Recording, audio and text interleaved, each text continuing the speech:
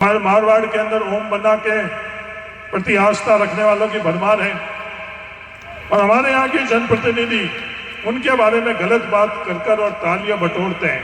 क्या ये रास्ता पर किसी के प्रति एक शब्द भी गलत का होता आप पता कर लो। चाहे वो चुनाव मैंने राजपूत समाज के खिलाफ लड़ा, पर कभी भी राजपूत समाज के लिए एक शब्द भी मैंने गलत कहा हो तो आप पता कर लें।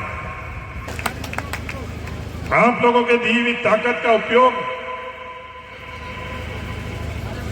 बाइतों को आगे बढ़ाने के लिए किया गया या विवादों के लिए किया गया, मेरा निवेदन है उसके बारे में आप निर्णय करना। मेरे जीवन में मैंने 6 चुनाव लड़े। मैं 18 वर्ष का था उस वक्त से मैं चुनाव लड़ रहा हूं। 6 जनों के सामने मैंने चुनाव लड़े हैं, पर किसी के प्रति एक शब्द भी गलत का होता आप पता कर लो। चाहे वो चुनाव मैंने राजपूत समाज के खिलाफ लड़ा, पर कभी भी राजपूत समाज के लिए एक शब्द भी मैंने गलत कहा हो तो आप पता कर लें। ये राजनीति है, अपनी बात, अपने विचार, अपने काम को रखकर राजनीति की जाती है, चाहे चुनाव जीते या हारे। 6 चुनाव में मैं 2 चुनाव हारा भी, और दोनों चुनाव जो मैं हारा वो बुरी तरह से हारा। दूसरा चुनाव हारा और 5वां चुनाव हारा, पर किसी के प्रति मैंने ये, मेरी आस्था महादेव जी में, पर किसी के भगवान के बारे में, किसी की आस्था रखने वालों के प्रति मैंने गलत शब्द का इस्तेमाल नहीं किया। क्योंकि संविधान हम लोगों का अधिकार देता कि जिसके प्रति आपको विश्वास हो, आस्था हो, उसकी पूजा करो। आज के राजनीतिक दौर के अंदर लोग किन के आस्थाओं के साथ खिलवाड़ करते हैं वो आप लोगों से छुपा हुआ नहीं। हमारे मारवाड़ के अंदर ओम बना के प्रति आस्था रखने वालों की भरमार है और हमारे यहाँ के जनप्रतिनिधि उनके बारे में गलत बात कर और तालियां बटोरते हैं। क्या ये रास्ता सही है गलत है? मेरे हिसाब से तो ये रास्ता सही नहीं।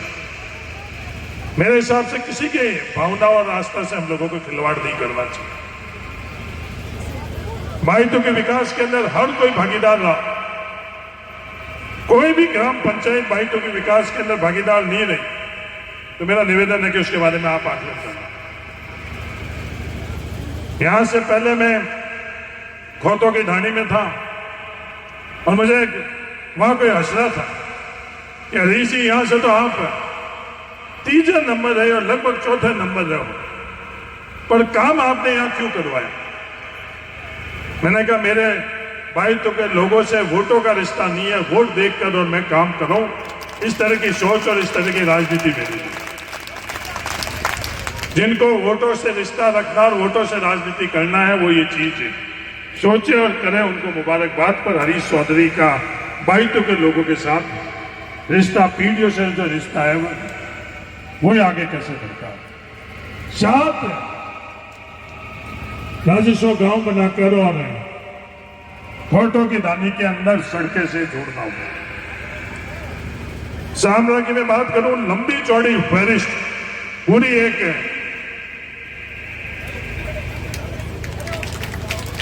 पोस्टर के रूप में है। इंग्लिश मीडियम की 15 करोड़ से लागत शुरू होती है और चंपाबेरी से गोलिया विधान नॉन पेचेबल कार्य 6 किलोमीटर। कितनी संख्या है? 60, 70, 100, ये संख्या मुझे नहीं पता कि कितने कामयाब है। और किसी के साथ भेदभाव नहीं, किसी के साथ भेदभाव किया हो उसका निर्णय सामना की जनता आप लोग कर देना। कि अगर हरीश चौधरी ने किसी के प्रति भेदभाव किया है, धर्म के आधार पर, जाति के आधार पर, राजनीतिक दल के आधार पर, किसी आधार पर भेदभाव किया हो इस विकास के अंदर, तो इसका फैसला आप लोग करते हैं। 70 साल के अंदर जो 12वीं स्कूल थी